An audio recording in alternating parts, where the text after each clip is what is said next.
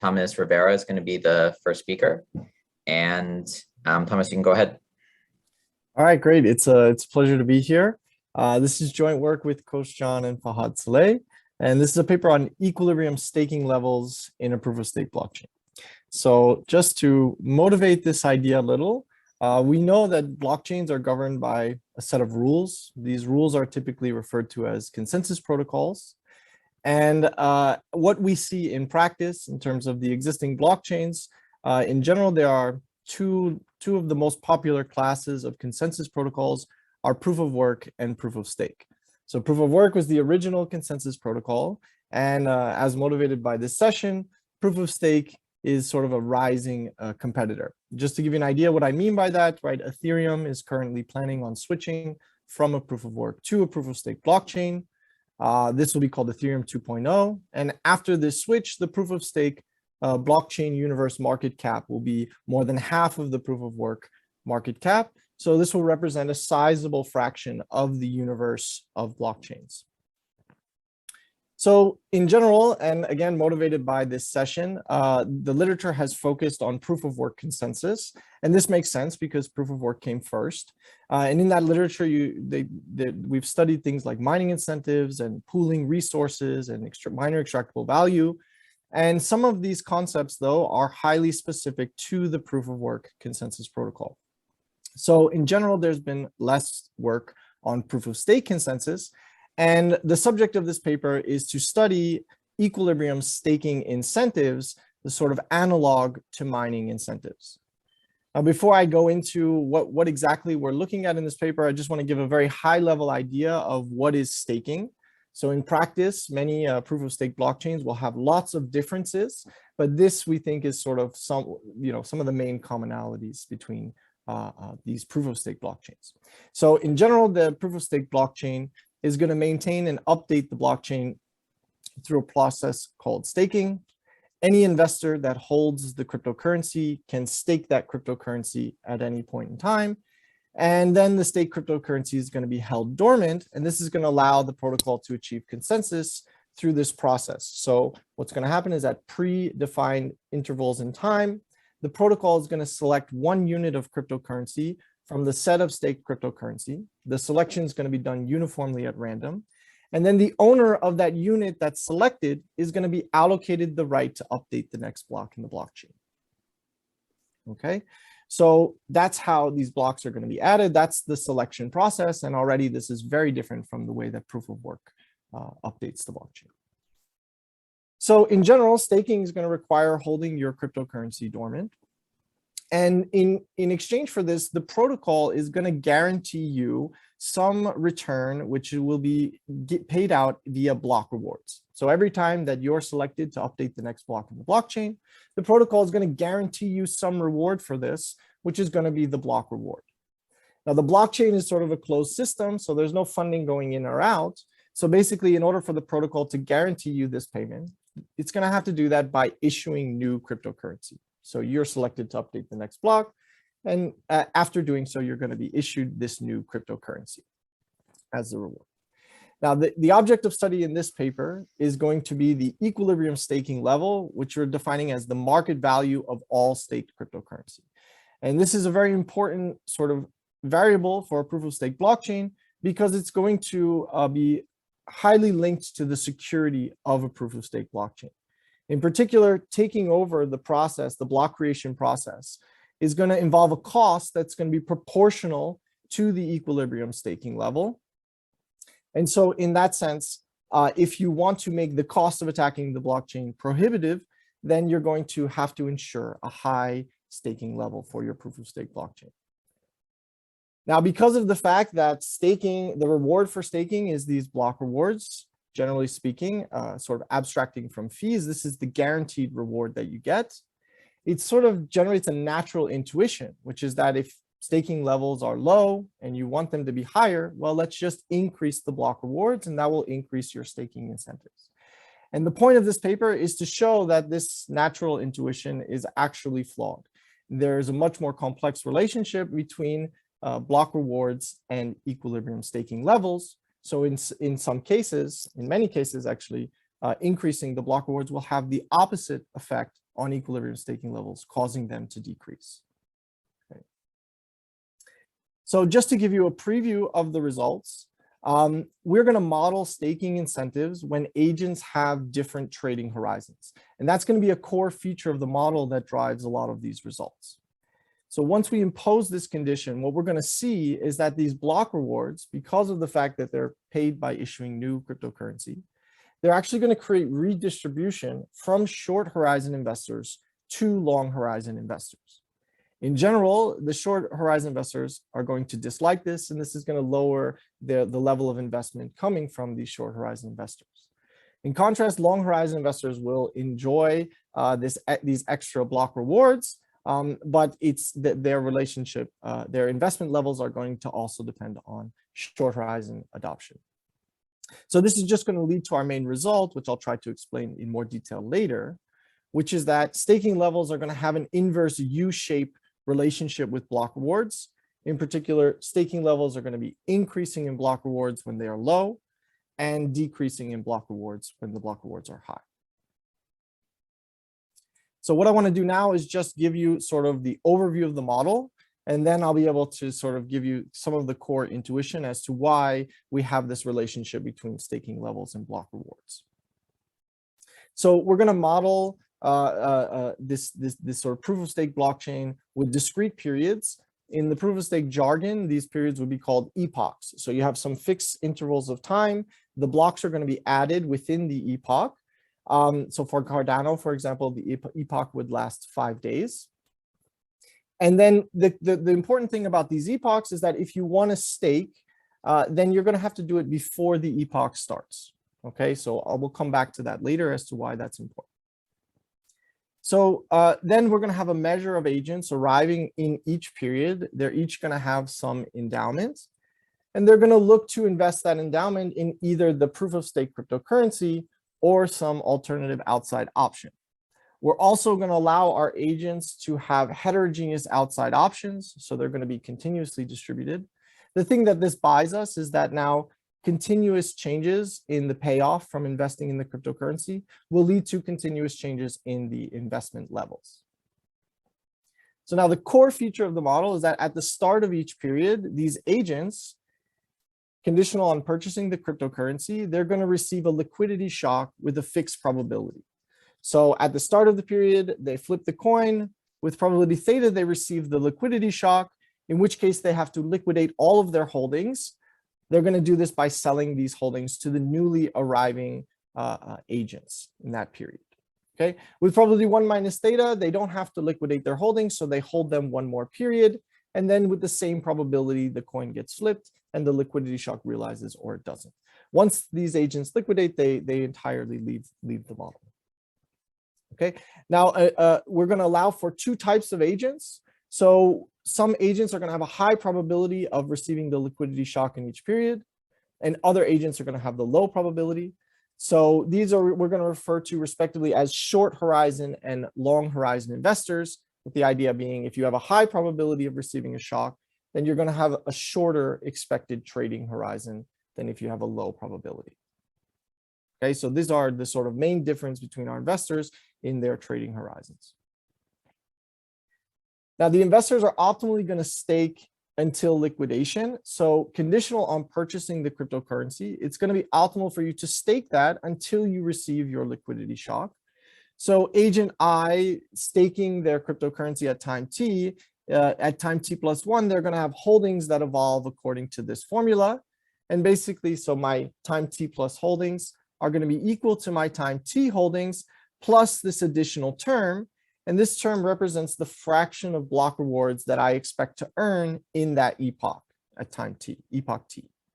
Okay, and this fraction is very simply just going to be the amount of crypto holdings that I stake divided by the total amount of crypto holdings. So given that this is a uniform lottery, this is going to be the fraction of blocks that I add to the blockchain, that I'm chosen to add to the blockchain.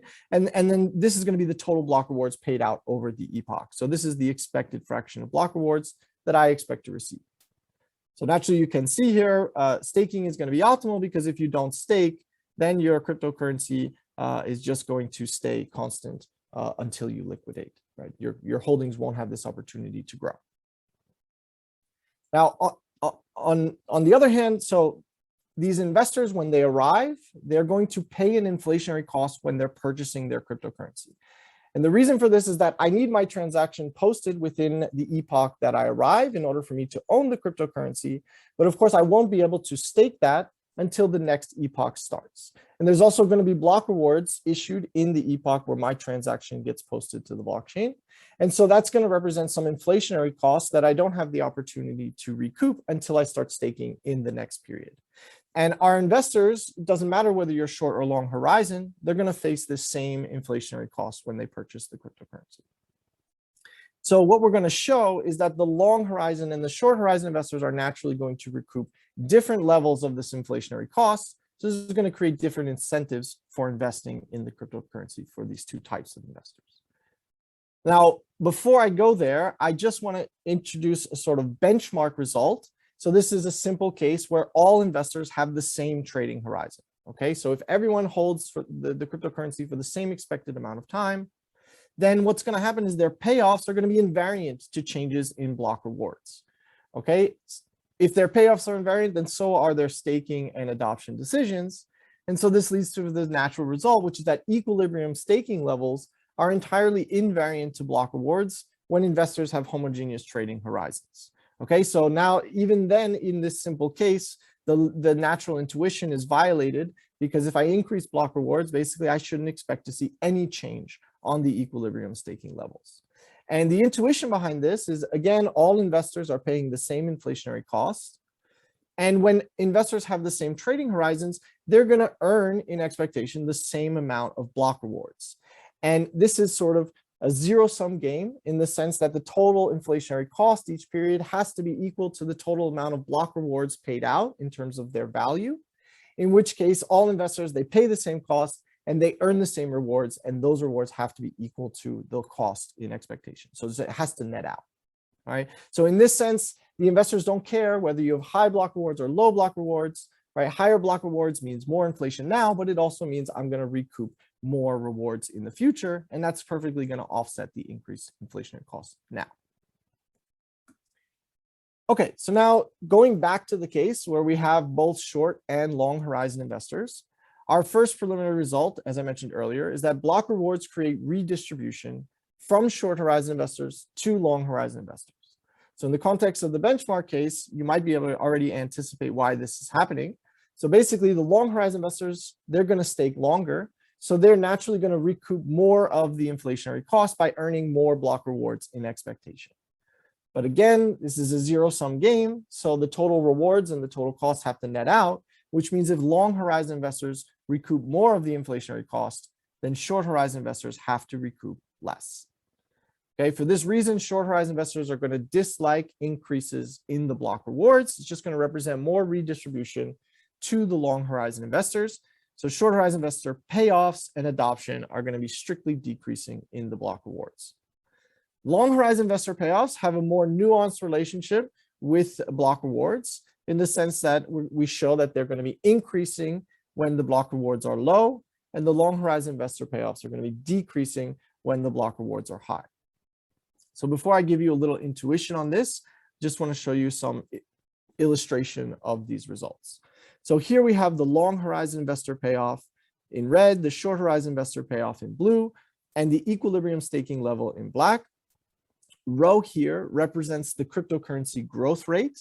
Okay, so that's how you can interpret these numbers on the bottom. And the cryptocurrency growth rate is going to perfectly determine how many block rewards are issued each period. So increasing the growth rate means increasing block rewards. So as I mentioned on the previous slide, the payoff to the short horizon investors is strictly decreasing in the block reward level.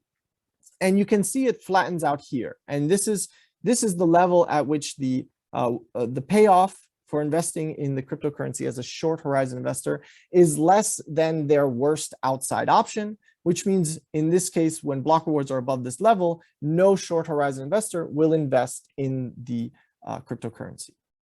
Now, the long horizon investor payoffs flatten out here, and this is an illustration of the benchmark result, whereby when there are no more short horizon investors, there's only one type of trading horizon for any investor that invests in the cryptocurrency. And now they're completely indifferent between the level of block rewards in this case. Okay, same thing for the equilibrium staking levels, right? Again, in this case, there's only long horizon investors, so the equilibrium staking levels will not vary with block rewards. Okay, now let's go back to the case where where we have both types of investors. So just to explain this idea about long horizon investor payoffs, why they increase and then decrease. So basically, there's two effects on long horizon investor payoffs when you increase block rewards. The first one is just to increase the expected rewards that they receive, right? So this is just going to increase the level of redistribution to these long horizon investors. So they typically like that. There's also going to be an indirect effect, though, which is that as you increase block rewards, you decrease the number of short horizon investors, and this is going to decrease the magnitude of redistribution. And basically what we're going to show is that when block rewards are low, the direct effect offsets the indirect effect because there's still a large mass of short horizon investors, so there's still a good deal of redistribution. But as soon as block rewards get too high, now the indirect effect is going to dominate, right? In the extreme case where there's no investors, right? There is no redistribution. Sorry, the extreme case where there's no short horizon investors, there's no redistribution. Okay, so now these sort of implications on payoffs are going to lead to implications on the investment decision of the long and short horizon investors. Higher payoffs means more investment by that type, lower payoffs means less. And this is going to map to our main result, which is that these equilibrium staking levels have this inverse U shape. Okay, first increasing in block rewards when they're low and then decreasing. So to help sort of explain the intuition behind this, first, let's just recall that the equilibrium staking level, so this is steady state staking level, this is going to be the market value of staked cryptocurrency. And when we solve for this, this is going to depend on two important equilibrium variables. The first one is going to be demand from new investors for the cryptocurrency. So naturally, as the demand from new investors increases, the equilibrium staking level is going to increase because this is going to push up prices. It's going to push up the market value of the cryptocurrency. And everyone investing in the cryptocurrency, except those liquidating, are going to stake. Okay, so the market value of staked cryptocurrency is going to go up with the demand from new investors. Another important equilibrium variable is going to be the average trading horizon of a new cryptocurrency investor. So as the average trading horizon increases, the demand for staking over time is going to increase as each investor is going to hold that cryptocurrency longer, right? And therefore stake it longer. Okay, in that sense, increasing the average trading horizon is always going to increase the equilibrium staking level by sort of restricting the amount of cryptocurrency available to other users, pushing up demand, and also just increasing the expected staking from each investor. Okay, so now going back to this case where we have low block rewards and the block rewards are, the staking levels are increasing in block rewards. The intuition behind this is that when block rewards are low, increasing those rewards is going to decrease short horizon investment, and it's going to increase long horizon investment. And what the main effect this is going to have is to increase the average trading horizon, because now you're just going to have just more long horizon investors. So the average trading horizon of a new investor is going to go up. And this is going to offset the decrease in the adoption. So the second effect is going to dominate. It's going to be stronger than the decreased adoption of the short horizon investors. And this is precisely because the long horizon investors are also increasing their adoption. So these two effects are going to offset each other. In that case, it's the average trading horizon effect that dominates, causing this equilibrium staking levels to increase. Now we can contrast this to the case with high block rewards. So with high block rewards, when you increase these block rewards, both payoffs of the long and short horizon investors are going to be decreasing. And in that case, you're just going to get outright less investment in the cryptocurrency. So the equilibrium price is going to go down. Okay. And what we show in the paper is that for sufficiently high block rewards, this decreased investment is going to offset any changes in the average trading horizon of the new cryptocurrency investors. Okay. So for this reason, when your block rewards are sufficiently high, the staking levels are going to be decreasing in the block rewards. Okay, now there's one other corollary that I would like to present that I think is going to be a very important sort of implication for design and improvement of blockchains. And this corollary says, we prove this in generality, that you can be much worse off setting block rewards too high as opposed to too low. And you can see this from this graph here, right? If I set block rewards too high, I can get this very low level of equilibrium staking levels. Whereas if I set block rewards close to zero, I can only do this worse, this bad, excuse me. Right. So the idea then is if I don't know where I am on this curve, I could be much worse off setting block rewards too high as opposed to just setting them very low and close to zero. And the design of Bitcoin might have given us this idea that we should start off with large block rewards and then slowly decrease them over time. And this is giving the sort of the opposite intuition, which is that if you don't know where you are on the curve, you don't know the levels of investment, then what you should do is just start off with low block rewards and slowly increase them over time to figure out where you are, right? Again, this would be the less risky choice, because if I start with very high block rewards, I might get very low staking levels and therefore very low security of the blockchain. Okay, so we think this is an interesting idea, especially if you're considering starting a new, creating a new proof of stake blockchain. You might have this thought, well, let's set high block rewards so that we can get high levels of staking and high security at inception. And this may actually be the wrong approach to this. And our results are suggesting you might want to start with much lower block rewards because the incentives are not as clear as we previously thought. Okay, so let me just quickly conclude. So the security of a proof of stake blockchain is going to crucially rely on these equilibrium staking incentives. So the block rewards are supposed to be what drives the incentives to stake. It's the guaranteed reward that you receive for staking.